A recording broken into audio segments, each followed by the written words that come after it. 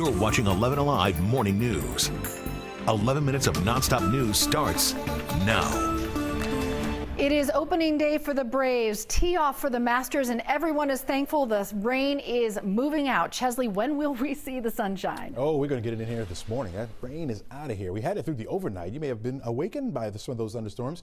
Heavy rain coming down. Now it's all over toward the east of us. We're starting to dry it out. Those clouds are starting to break up, so we'll get the sunshine in here as we head toward the afternoon. 62 degrees will be your temperature by noon, on our way to 67 for an afternoon high. Look at those winds out of the west, about 14, 15 miles per hour. Will make it feel like it's cool, so make sure you wear your long sleeves or at least a jacket, especially if you're going to see the Braves tonight. Crash, over to you. I'll take it because we have some new information on breaking news here, Chesley, in South Fulton. A 7-hour SWAT standoff ends with a man in custody and a woman dead. Let's get straight to Brittany Klein-Peter live with the latest. Brittany? Good morning. South Fulton police say that woman was killed by a male family member. We are on the 5600 block of Gramercy Drive, and behind us is where police are still investigating after that 7-hour-long standoff. But the investigation so far has shown that the woman called about being shot at her home by that male family member. He then barricaded himself in the home, and South Metro SWAT tried to negotiate with him. After a 7-hour standoff, he did come out. He was arrested, and authorities say there were only minor injuries. The identities of both the victim and the suspect are expected to be released later this morning. Cheryl. All right, Brittany, thank you. Developing now, police shot and killed a man in Cobb County, and they think this is the same man that shot an officer over the weekend, then got away.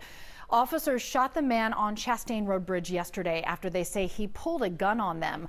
Police stopped the SUV he was in because they suspected he was the man who shot at an officer near Cumberland Mall on Sunday. They'd been looking for him since. The GBI has been called in to investigate. That is protocol anytime an officer fires their weapon. We are now getting a better look at the trail of destruction left behind after storms battered parts of Georgia for 2 days in a row. The whole ceiling is caved in. There's a giant hole. There's a tree, part of the tree sticking through the roof. And then there's another. And there's water damage everywhere. People are going through a lot. The storm spawned tornadoes that destroyed hundreds of homes and led to the death of one person. Governor Kemp has declared a state of emergency, freeing up resources to help in that massive cleanup. Your World Series champions, the Atlanta Braves, are back. Here's what you need to know before they take on the Cincinnati Reds. First pitch just after 8 p.m., but gates are going to open at 5. The cheapest ticket is $160, but you can get into the ballpark for $40 if you're willing to stand. Parking, by the way, is sold out. And you can be part of a parade if you want to get there early. Fans are going to line the streets of the Battery for the Braves walk starting at 4:30. It starts outside Wahlburgers, continues down Battery Avenue to First Base Gate. Then you can watch them unveil the World Series pennant before the first pitch. I'm Jay Gray in Augusta. Look, for Tiger Woods, the highs and lows in both his career and personal life have played out mostly in the public spotlight. Today, the glare will be as bright as perhaps it's ever been as he tries to make a comeback just over a year after a horrible car crash that left his right leg mangled. He will tee it up in the Masters, looking for his 6th win in this major tournament. That's the latest from here in Augusta. I'm Jay Gray, 11 Alive News. New this morning, millions of federal student loan borrowers can put off their payments for a bit longer anyway. President Biden announcing that the freeze is going to be extended to August 31st.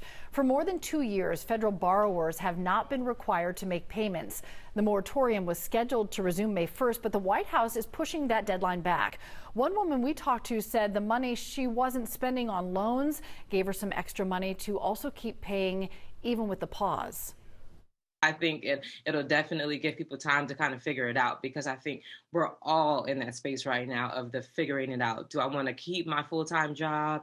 Do I want to find a remote job? Do I want to start a business or multiple businesses? Do I need to learn a new skill? So I believe it's just best for people to get this extra time to just figure out what is going to work best for this new way of life that we're in.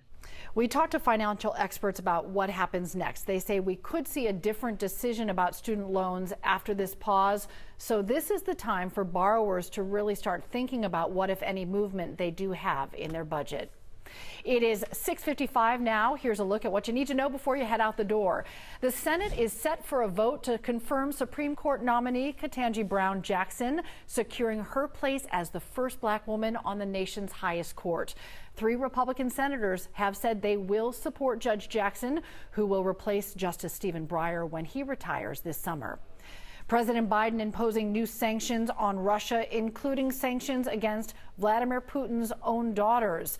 More atrocities are coming to light this morning, including in Mariupol, Ukraine, where the mayor says 5,000 civilians have been tortured and killed since the start of the war. The Today Show is going to have a full report right after 11 Alive Morning News.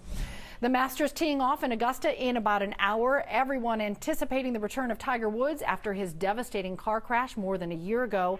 It left so many people wondering if he'd ever swing a club again. He's looking for his 6th win. And Atlanta welcoming home the champions. Atlanta Braves taking on the Reds tonight at Truist Park for the first game of the season. First pitch just after 8. Check out our fan guide on 11alive.com for everything you need to know before you head out to the ballpark. Chesley. All right, Cheryl, probably a day we can finally spring break, right? Get on outside and take advantage of some of this vitamin D. 62 degrees will be our temperature by noon. Make sure you wear the long sleeves today. We'll only be at 67 for an afternoon high, and it will be a touch breezy out there with those winds out of the west at about 15 miles per hour. Gusts could be in the 20-mile-per-hour range. Driving home, looking at 64 degrees. We'll have the sunshine around. Break out the shades. You may need those. Again, those winds will be on the breezy side. When the pandemic hit, more than 6,000 Georgia students listed as homeless went from missing from the school rolls. So we're going to introduce you to one group on a mission now to find and to help these students. It's a story you'll only see on 11 Alive Morning News tomorrow from 5 to 7 a.m. Crash is in the spirit. He always is. Yeah. He knows his socks on too. He knows his Marlins won't do anything, so you got to go with the Braves. I'm not a Marlins fan. Never have been. Is that right? No, never. Just Dolphins. I've been, Dolphins. Yeah. Okay, all right. Enjoy the sunshine. We've waited for it. We're going to end the week off nice. Have a great day, everybody. We'll see you back here tomorrow morning.